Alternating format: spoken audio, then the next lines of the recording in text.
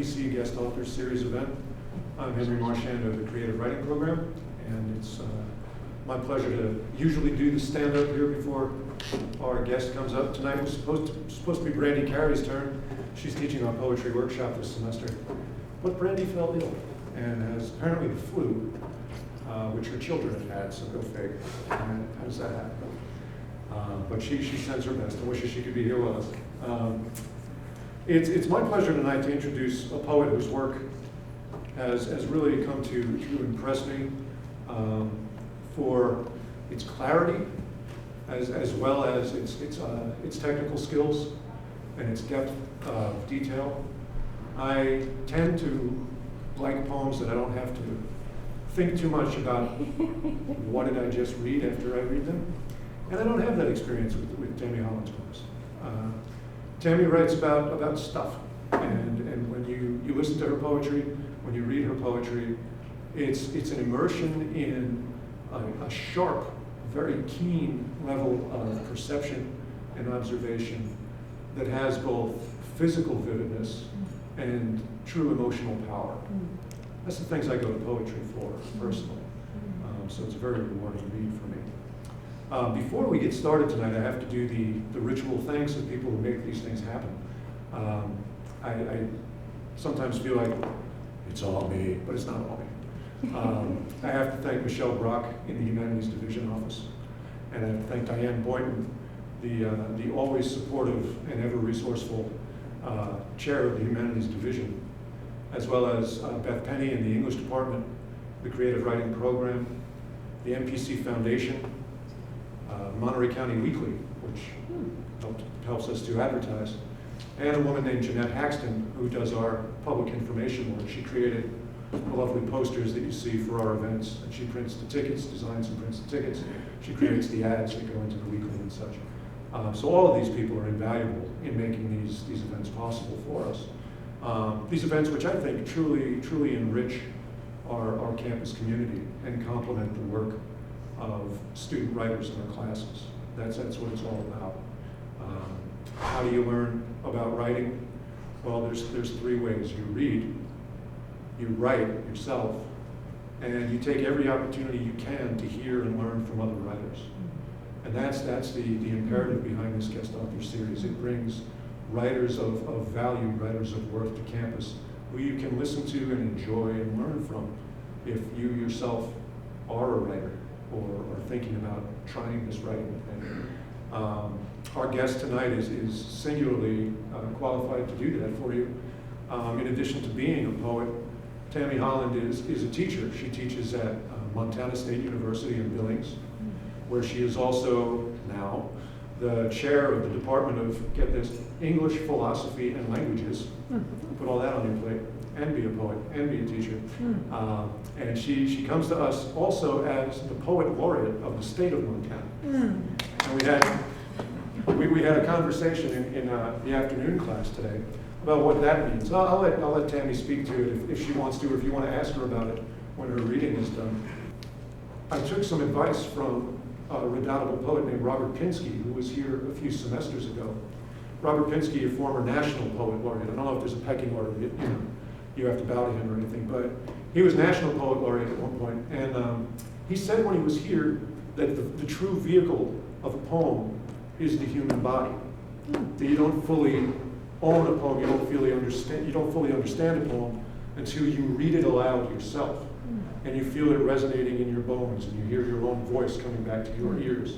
And I happened to be at the dog park in Marina with a Labrador Retriever one day who wanted nothing more to do than dig in the grass. So I said, okay, go ahead and dig in the grass.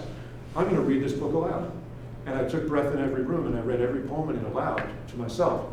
And it was an experience I'd never had before. I truly felt by the time I got to the end of that book that these were coming out of me. And they're lovely poems.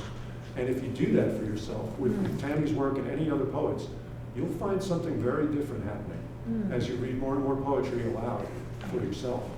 Poetry is meant to be heard more than to be read. It's meant for the ear. And when it's your voice, it's your teeth vibrating and your bones resonating, it's a very personal, very intimate connection to the poetry. I recommend it highly.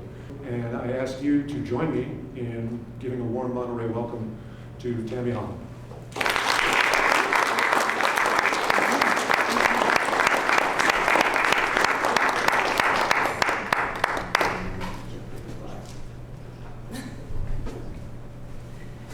Thank you. It's such a pleasure to be here, and I want to thank Henry. I don't think in all of this time he has mentioned how it is I came to be here. And we happened to bump into each other in Seattle at a writers' conference. We were going in the same direction. We started visiting, and he said, "Do you know any poets?" And then when he found out I was a poet, he had invited me to send poems. So I am just deeply grateful that I am here. And I'm really impressed with your creative writing program. You know, there you all were in the classes today, and here you all are again. And it's really an honor to be here with you in Monterey. So I've set up this reading to move from the early book to the latter book. And it begins with some kind of fanciful poems, and it will end with a few fanciful poems. In the middle, it will get kind of sad, and I'll explain what that sequence is about when I get there. But I like the idea of shifting the moods so that it's not all one thing or another. So this is an early poem. My children are actually grown now, but they were quite inspiring when they were young. And so one day my son said, "What do pennies do? How do they cry when they get lost?" And so he gave me a title, "How Pennies Cry When They Get Lost." My son asks me if I know how, and I don't, because my ears are tuned more to human voice and washing machines than the sound made by copper molecules jetting around the head of Lincoln. You can see, though, how electrons might spin in invisible tizzy far from proton and neutron centers, which undoubtedly shiver at the thought of massive wheels on pavement or dark nights alone on a dirt road.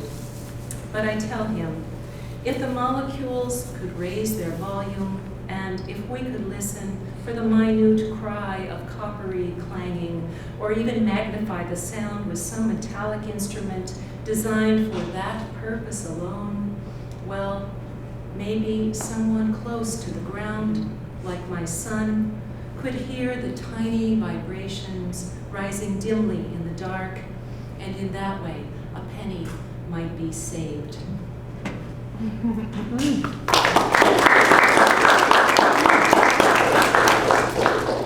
Another fanciful one. This is called Feeding the Sea Girl, and I guess you can imagine her however you would like. Once we did a program and an artist did some renderings of some of the poems, and she imagined the sea girl as kind of green and frog-like. But Feeding the Sea Girl. She burst from the deep only moments ago, raging about the mess in the kitchen, laundry stacked against the washer, the testosterone-fueled superheroes on afternoon TV. We were surprised at first by the spiny sea urchins and anemones caught in her tangled hair, the bits of kelp and debris hanging from her eyebrows. This was as angry as we had ever seen her, and when she threw the halibut in the living room and stood over it while it flopped against chairs and slammed its tail into the coffee table, we backed away quietly, spoke in whispers. She sits in the rocking chair now, eating miniature chocolate bars. Water has pooled at her feet. She glares at us and tosses pink and green candy wrappers to the floor.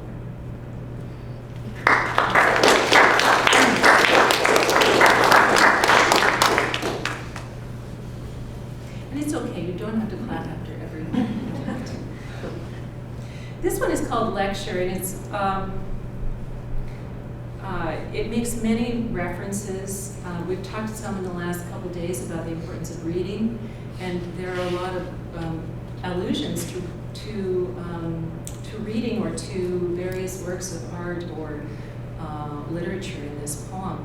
But I'm imagining somebody at the front of a room lecturing and students and people sitting in rows that rise up.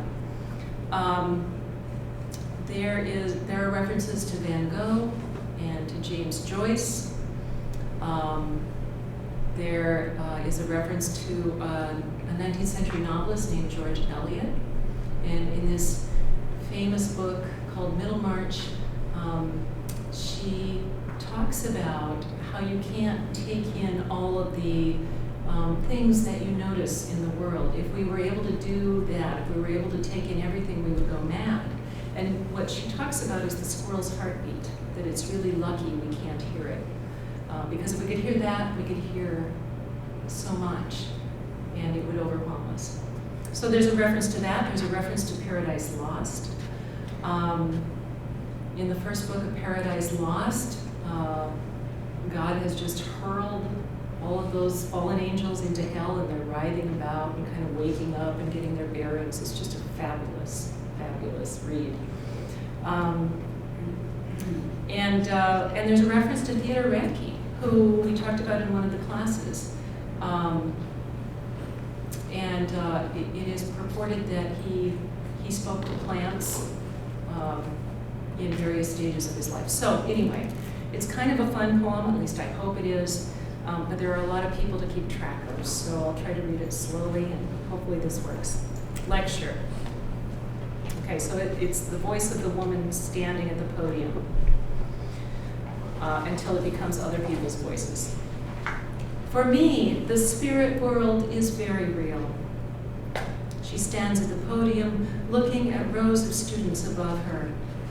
Freed from space and time, it might exist here at this moment, only we can't see it. Let's say it does. Someone heckles from the back, realism or nothing. And Van Gogh winks at Joyce, whose eyes glimmer over the woman's shoulder. I knew someone like that, Van Gogh says. Think of the damage he might do among the living. The room begins to feel warm. Don't worry, my dear, says George Eliot. Remember the squirrel's heartbeat? What am I doing? She asks herself. Believe, fine, but why announce? Yes, I see your point, she says to the man whom Van Gogh is painting into a spiral of sun. But how can you be so sure realism is the way to go? She says, think of me, Van Gogh shouts, me. Think of, oh, you know, the man who painted sunflowers. And Van Gogh slings red ochre at the wall behind her. Or think of Radke talking with plants, she says. But you should have heard what they said, says Radke. Van Gogh swirls night and stars onto the chalkboard, and Joyce joins Radke mid-aisle, where they mine book 1 of Paradise Lost, lolling about the floors like devils. Milton scowls from the rafters, though he too agrees about realism and says so to Dizzy Gillespie, who blows his trumpet over all their heads. Floodgates appear on the horizon, and Eliot gazes at the scene near the speaker, who moves on to her next point, which has nothing to do with realism, which was beside the point anyway.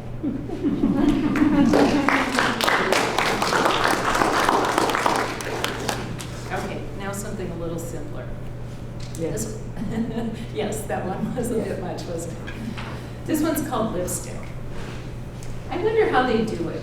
Those women who put lipstick on their lips without looking, after they've finished a meal, or when they ride in cars. Satin claret, or twig, or plum, or pecan. I can't stay inside the lines, late comer to lipstick that I am, and sometimes get messy even in front of a mirror. But these women know where lips end and plain skin begins, probably know how to put their hair in a knot with a single pin.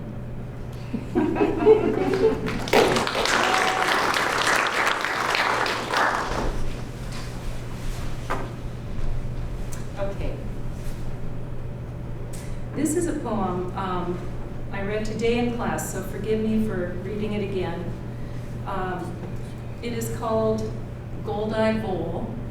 And this is, it's based on a place near where I grew up. I grew up near the Marias River in Montana. It's in the northern part of the state. It's very rural, very isolated.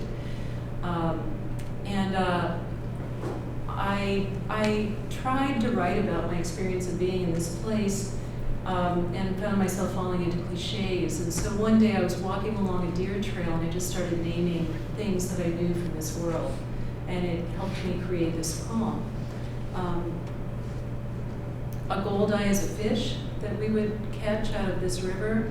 And there are other things. There are flower names. Gay feather is a kind of tall purple flower. There's a blue racer, which is a snake.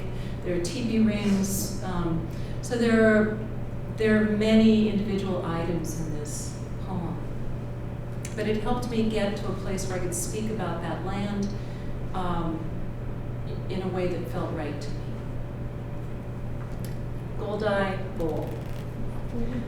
I say sweep of prairie or curve of sandstone, but it doesn't come close to this language of dry wind and deer prints, blue racer and sage, its punctuation, white quartz and bone. I learned mounds of mayflowers, needlegrass on ankles, the occasional sweet pea, before I knew words like perspective or travesty or the permanence of loss. My tongue spoke obsidian, red agate, arrowhead. I stepped through teepee rings, leaped buffalo grass and puffball to petrified clam, jawbone of fox, flint, blue lichen, gay feather, gold-eye, vole. Speak to me, my prairie darling. Sing me that song you know.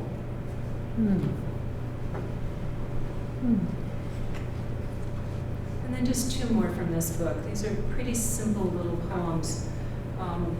The first one is kind of abstract. It's called In the Sky Over Water, and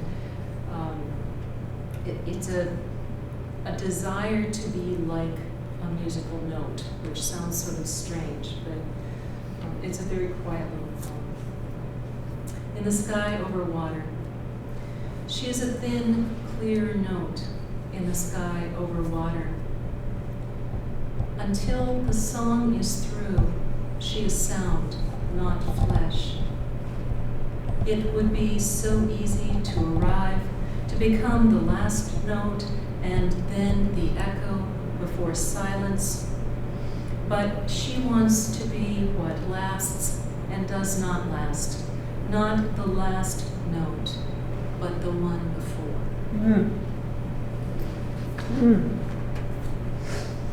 11:05.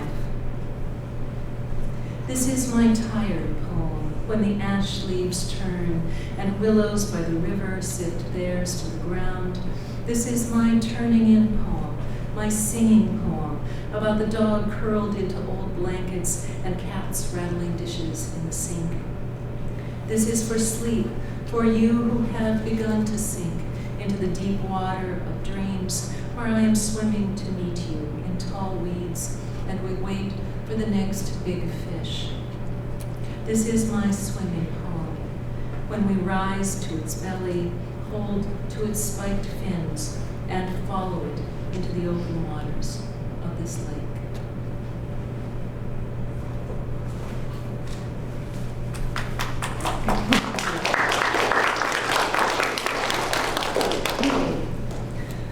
So, some years later, this book came out, and I think it's,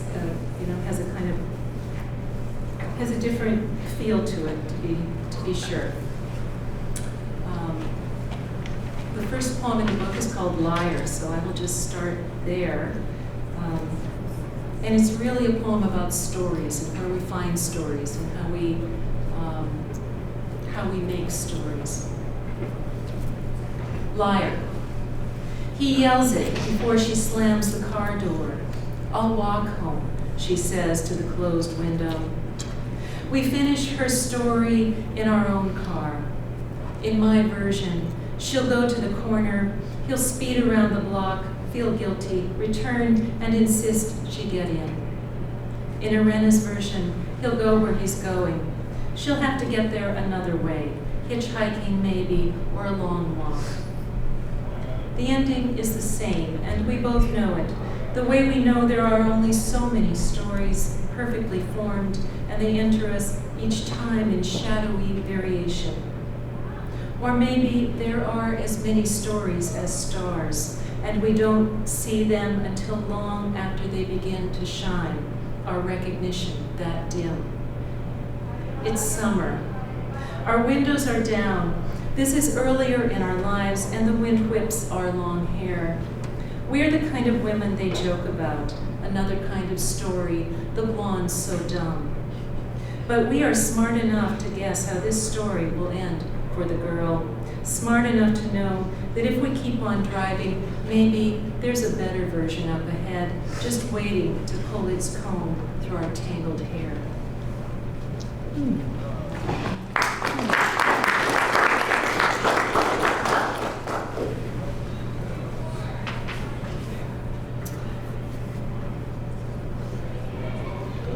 These roses.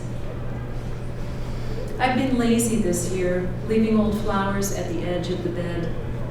Today I move moldering leaves and stems to a bucket and haul one load, then another, to the city compost bin. I don't trim blooms until petals begin to fall, though some say to collect them as soon as buds open. When I work here, love songs, their thorns and roses, fill my head, and music brings in the past. One day, my cousins call me to their sister world. I arrive on my bike, and the youngest leads me to a chair, gives me ice. The oldest, a college girl, holds a needle made for heavy fabric. She has already pierced her sister's ears, and it feels good to be lined up, included, for the moment, not quite a sisterless girl. I shy from the cold, and when the needle stings, 3 voices assure me it will be all right. One cousin takes 2 cubes of ice in her hand and holds my ear through pain of cold to numbness. Then the needle enters, and I can hear the progress, its slow and sinewy course. Kneeling near a ring of cement around meandering and insistent brambles, I dodge thorns and coax hard soil to soften in water. Some plants, gone wild, multiply vines and refuse to bloom. They twine through everything, and I let them. See, if I had told you that was about piercing ears, I would have spoiled everything. You had to just experience it.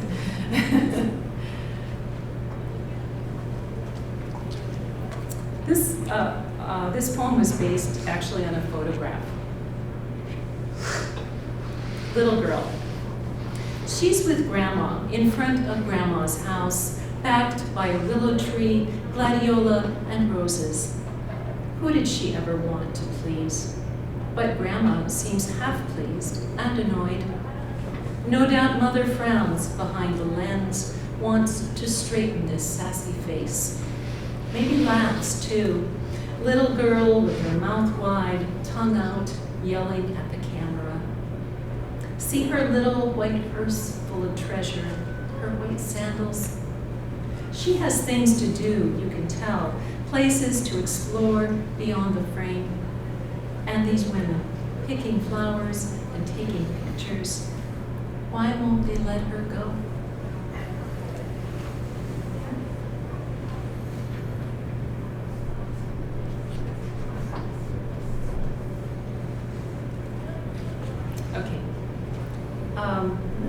Here's one called Given Time, and it gets pretty fanciful again. In the first line, there's a siren, and I'm intending that to be a siren in the classical sense of the word. And this siren is singing. And there are, You know, there's maybe another reference, another classical reference, which is that somebody gets tied to an elm tree, and which parallels Odysseus being tied to the mast so that he's not driven, doesn't go off when the sirens start singing, because that's the whole deal with sirens. They're very seductive, and they drive people mad, and then you have to go to where the siren is, and they really didn't intend anything good to happen to you there. So they're very dangerous. I'm not sure how dangerous this one is. I think I kind of changed her some, but here she is. Given time. Today the sirens begin in the street, the first dressed in plaid, her song arriving before we see her slow step.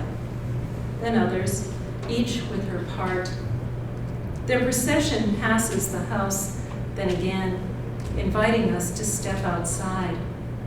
Even I, mother of these boys, want to sprint to the fence, smile as they pass, and think of my own young voice and unlined face. The boys watch as I make my move, their ears sealed in headphones blasting guns and roses, and they pull me back, lash me to an elm in the backyard with rope from the old baby swing. What are they afraid of? Their mother might join the sirens, take up art songs, speak in French, in Greek. The elm, sick in its center, drips sap, but the leaves unfurl, and its finest branches tick-tick in the wind. The sirens have gone to the street by the cliff. They may not return, and I could be left under the full moon, stars overhead, cool air, and the massive sky. Oh, sirens, come back. These men will not waste away, will not listen enough to know your names. But I am here, a lone woman bound to this elm, and I would follow your voices. In time, I could learn your song.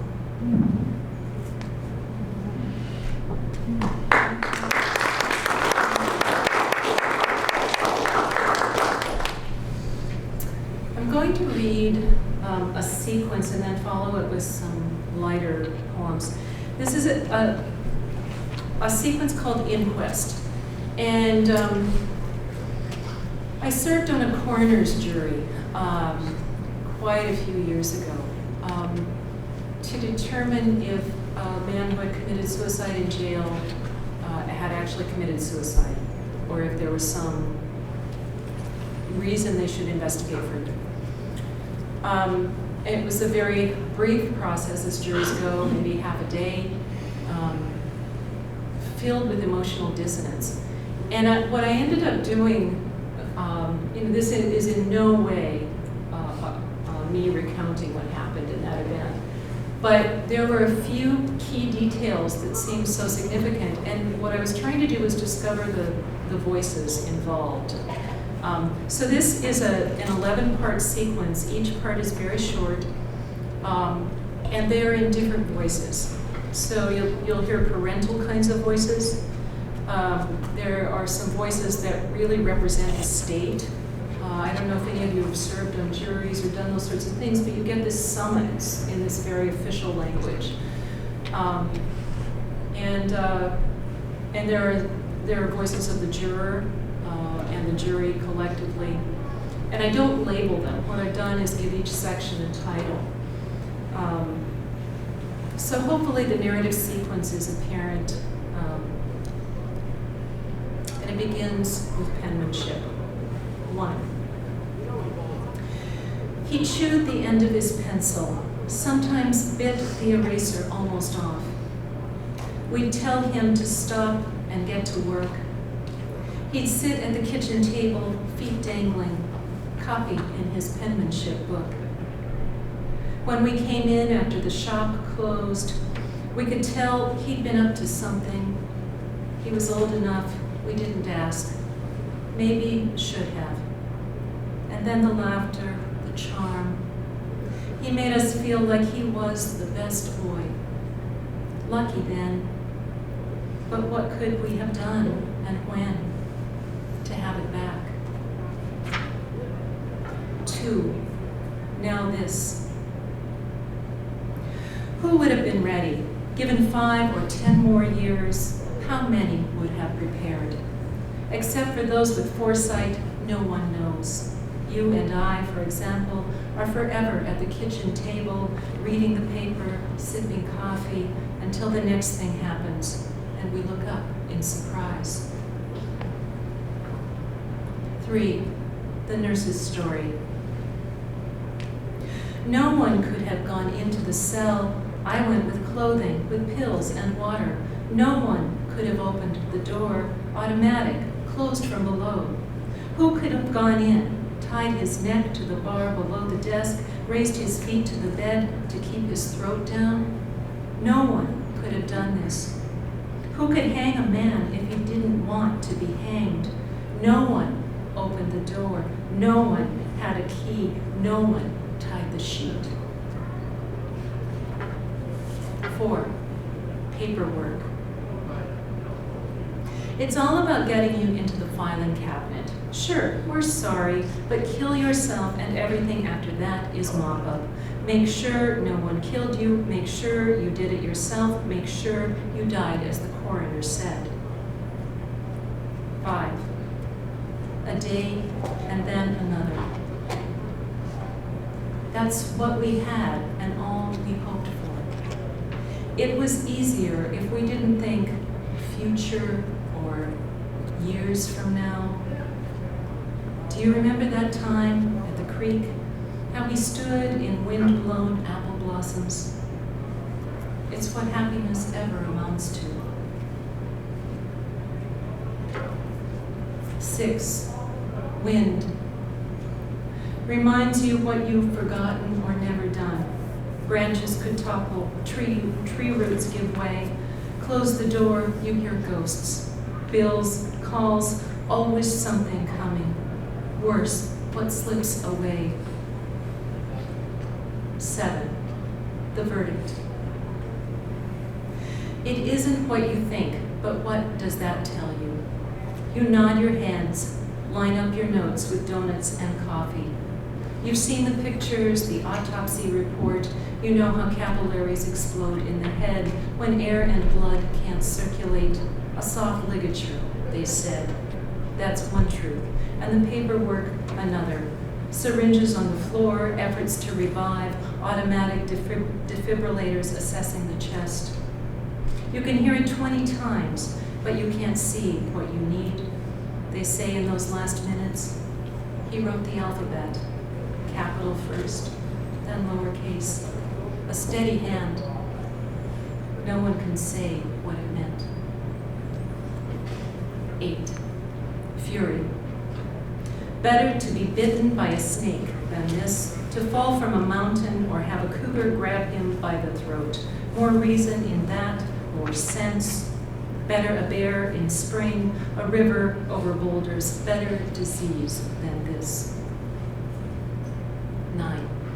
Said and done. You know there were questions beyond how it occurred in that room. The nagging sense you could have seen something. And then everyone waiting, the whole thing cut and dried. They said, take your time, said, this is how to fill the forms, print neatly, decide. 10. Moon and stars. Here's how I think of it. When he turned 14, we had that hard year. He was gone 2 days before we saw he'd been living in the hills south of the house, coming down at night to eat from the old fridge we kept in the garage.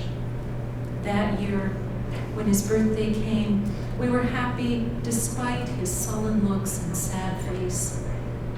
I put out the best tablecloths. We put a piñata in the maple out front, shaped like the moon and filled with his favorite chocolates. We bought a scooter like he wanted. His dad took him fishing and I put everything together, baked his favorite gold cake, and bought ice cream, called his friends who arrived with cards and messy hair. It was nearly dark. We put on music, bought pizza, and he came home then with cutthroat trout. Now, in spite of the funeral, the inquest, I think if I brighten the tables, make some arrangement to spill chocolate from moons and stars suspended in maple, invite everyone he ever loved, I think he might know he is welcome. No, more than that, he is someone we are tied to. 11. In secret, I make my plea. I look at his picture. Don't die, I say. The face looks back. Don't.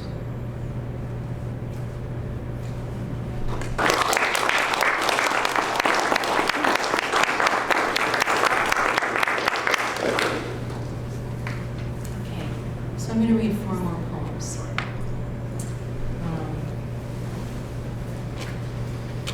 The title poem, When We Wake in the Night. Those of you who sleep through don't know what you're missing. Late constellations, owls in tamarack, shadows on carpet, cool floors. We know who leaves lights on.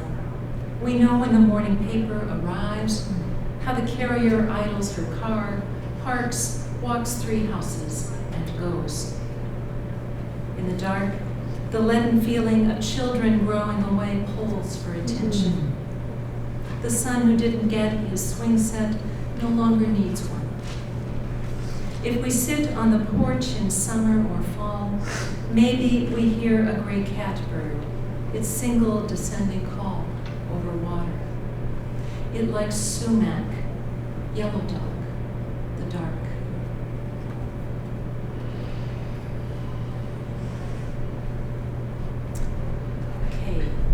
This one is called A Colander of Barley. We talked about it in the class today, but I'll share a couple of things just to put it in perspective for the rest of you too. I grew up on a farm, and so I grew up driving a grain truck. And I was rinsing some barley to cook it one day, and that scent of grain reminded me of what it was like. It's just a kind of slow motion poem of what it's like to climb up on top of a truck and plunge hands into that grain that's held there. A colander of barley. The smell, once water has rinsed it, is like a field of ripe grain, or the grain held in a truck. And if you climb the steel side, 1 foot lodged on the hubcap, the other on the wheel, and pull your body upward, your hands holding to tarp hooks, and lift toes onto the rim of the truck box, rest your ribs against the side, you will see beetles and grasshoppers among the hulled kernels. Water stirs and resurrects harvest dust. Sun beating on abundance, the moist heat of grain collected in steel, hands plunging and lifting, the grain spilling back. Okay, and I had to bring back the fanciful, so this is a poem called Kathy Catches a Train, and I really was meeting a friend for lunch. That's how I came upon this subject, but most of it is made up, which you will notice shortly after I start reading. Kathy Catches a Train. I'm stuck on 27th Street behind 3 cars in the turn lane. I am late to meet my friend who walks north while I drive south so we can stop midway at McCormick Cafe. Then the trains come, freighters hauling coal and boards. One train blocks 27th and the crossing arms come down. My light is red and too much traffic has backed up, waiting and waiting. But then here comes Kathy. She's been stuck behind that train too, and impatient now, she strides past the fallen arms and climbs the engine stairs. She wears her brown plaid jacket, and I can see she plans to step down the stairs to this side of the tracks, but the train starts to move. She holds the rail, and afraid to risk falling beneath wheels, she stays, surprised and still. In a minute, she's behind a brick building heading west. I wonder if she'll let go of the rail and go inside, or if she'll hang on until they find her and pry her loose. I wonder when the people at work will realize she hasn't come back from lunch, and when her husband will find out she hasn't stayed late at the office. Surely the engineer will offer shelter as they climb the Continental Divide. There will be food. I bet they stop sometimes, and she could get off wherever she likes. Of course, I'll hear from her. She'll call and tell me about the island she inhabits or her winter vacation in Brazil. I'll tell her how she looked that day, boldly impatient when her road was blocked, the machine taking her from her settled life. Oh.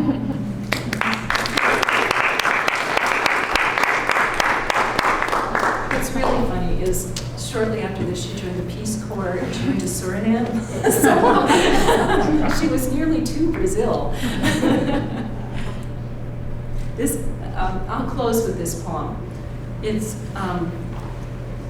called She Eats an Apple as the Salamander Observes. When my kids were young, we had all manner of creatures in the house. And so the salamander was, kept in a aquarium kind of thing a lot of the time with dirt. But we'd let him swim around on the kitchen, in a large metal bowl on the counter sometimes. So anyway, here's our salamander. And there's reference to DNA mapped, like cities and farms on a curving road, which I understand is how DNA works, that it does kind of look like that.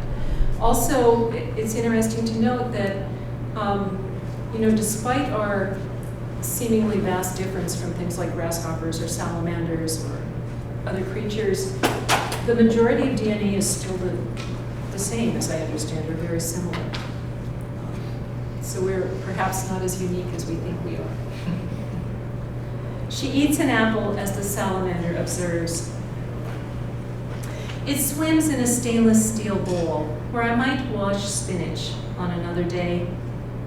A flat rock placed strategically makes it feel safe, the way people in the Titanic felt safe when they experienced the merest shudder and went on dancing or climbing into bed.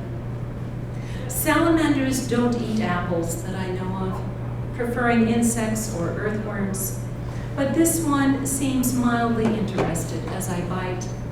Black dot of pupil in a gold ring, meeting the rods and pupil of my own brown eye. It has 4 fingers on the front, 5 on the back. Its skin slick and spotted, its face unlined. We share mostly the same DNA, mapped like cities and farms on a curving road. Sometimes it looks like a dog jumping up to pull crickets from our fingers. Sometimes it's like a baby, round eyes spread wide on its skull. It dives when I slice beans and boil pasta. I don't think dirty salamander on the counter. I don't think in my way. I think don't splash, don't startle, don't disturb this silvery world.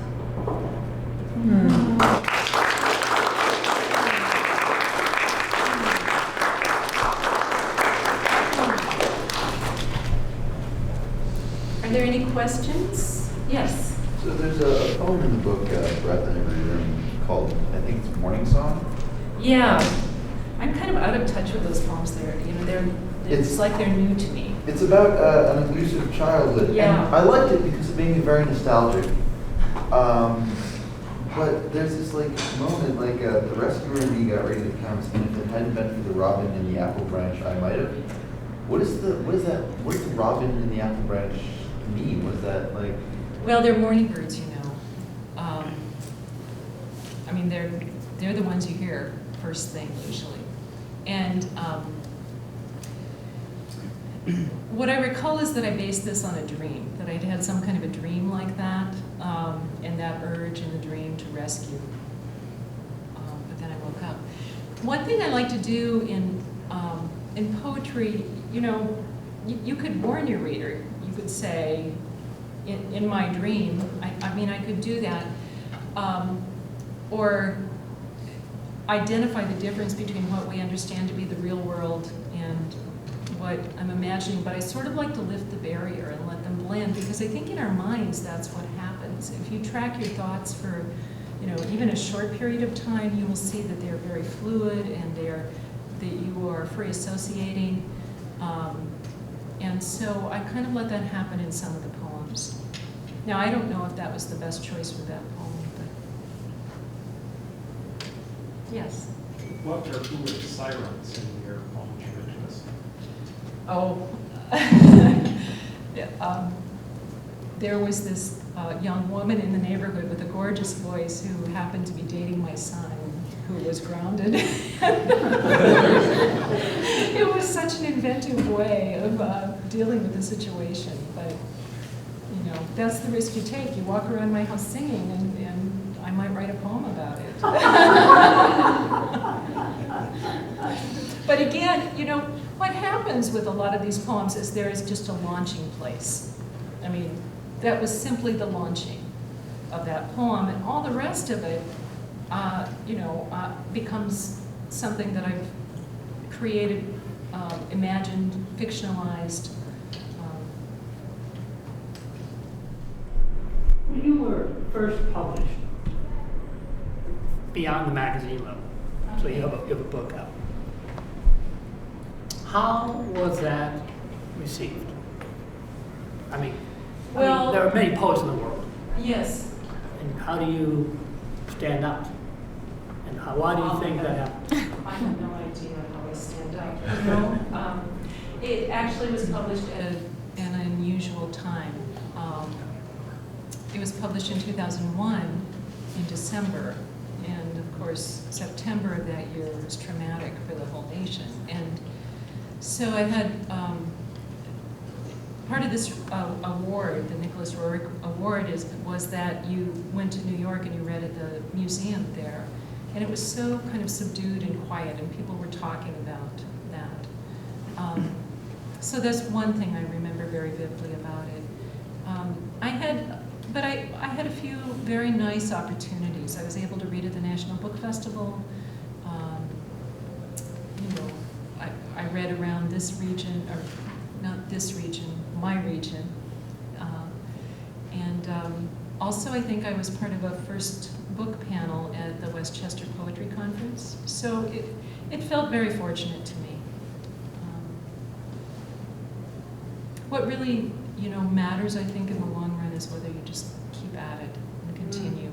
At least that's how I feel about it for myself. So did it reinforce you to say, I'm on the right track, keep going? Well, I kept going, and I think, you know, often people think that when a book comes out, it is very exciting. It is very exciting. But what happens for me is that when a book comes out, I am probably at my, you know, least secure. It's like, oh my goodness, now it's in print. Now what? Well, it's like people saying, you know, that was your first music album, that's great. When's the next one? Yeah, yeah. So I really enjoyed the poem about realism and what isn't necessarily so, or what I can't recall the title. But I'm curious what inspired that. I mean, I understand it was like supposed to be a lecture, but what brought that about? Because I really appreciated the humor in it, but also the what ifs that it erased. Yeah.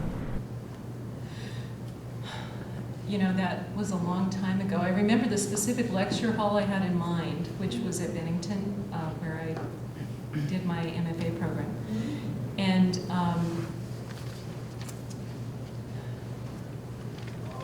I don't know where I came up with all of that, but I think it was just feeling all of this influence. And I have never been, fully sold on a kind of flat and logical realism. As I said, I love to kind of open that doorway between the imagination and what we perceive to be real. And then, in came all of these people. Now, I suppose there's good reason for some of it, I read a biography of Van Gogh when I was just a kid, and I was so, I just loved it. And I loved it because I liked his story. It was so appealing. He had his own vision from the start, and his father actually tried to make him paint in a more realistic style, and he just could not conform. I loved reading James Joyce Ulysses. I loved Milton. George Eliot was the person that I did my graduate work on the first time I was in graduate school. And so there are actually a couple of references to her. I don't know, it was like I gathered all these people around me who I admired in that poem. Yes? Speaking of influence, let's talk about yours. For example, apart from Van Gogh, where does your inspiration or influence come from to write your poetry? Or I'll rephrase, what gave you the idea to first start writing poetry, not just read it and hear about it? Well, I started writing poetry very early in my life, and I think often when teenagers begin writing poetry, it's a kind of expression, to work through things, to just address some of the emotions that are present in that stage of life. At this part of my life, though, there is such a blending. I'm aware of what's going on around me. I pay close attention to detail, but my imagination, my memories, my reading life, all come to bear on that. And I try not to make it come to bear too consciously, because once I start thinking that I really have something good going and start making a real plan for it, I become, like many of us, I become too controlling. It's better to let it, work at kind of a less deliberate way, in a less deliberate way, for me at least, through that stage. And the deliberation comes in later as I'm revising. So part of it is reading and internalizing. As Henry said, you take these poems into yourself and then they are there. The same thing happens when you work with form. You take that, you work through formal kinds of poetry until it becomes kind of second nature, and then those are there and available to you.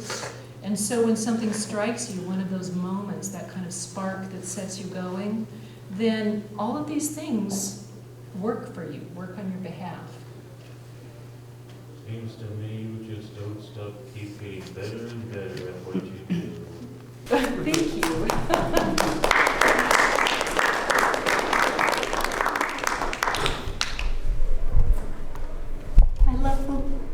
I love your poem about where you grew up. And is the word in the title vole, V-O-L-E? Yeah, a is little that rodent. A little rodent. Yes. I love that one so much. Oh, thank you.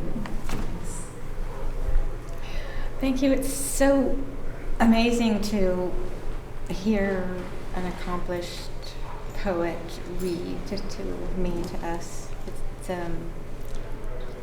I had already noticed just in the class the difference between reading the poetry and hearing the poet read it. So it's really wonderful and beautiful, but that's not my question. I love to hear about writing process, and anything that you would share. Do you have a routine? Do you have a ritual? Do you write willy-nilly here and there when you're inspired? Quite a lot of willy-nilly. I have a very busy life, a very busy work life. And prior to that, I was raising children too. So So I'm just entering into a place where I can possibly structure my writing life a little more. But I carry paper and pen with me wherever I go. I take notes, very messy notes. And I walk a lot, and that sometimes helps me resolve issues in poems, because you can carry a poem around in your head. And there's something about the rhythm of the body moving through the world that helps you make decisions about what rhythms you want in those poems.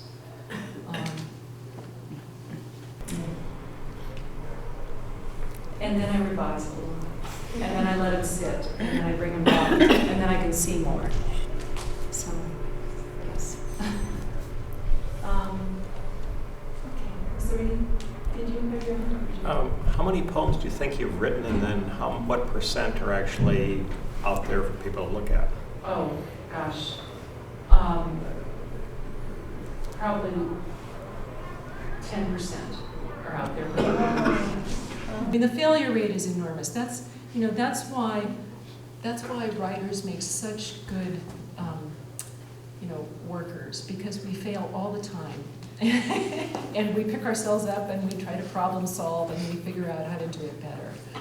A lot of poems, but here's the thing, I learn from all of those, you learn from all of the things that don't work out as much as you learn from the things that do work out. And sometimes you struggle and you work and you work and you work, and then suddenly you'll write this poem and you don't know where it came from, but I think it came from all that struggle and work. Yes? Can you remember the first time you got rejected as far as publication? Yes, and I've had so much practice with it since that I can...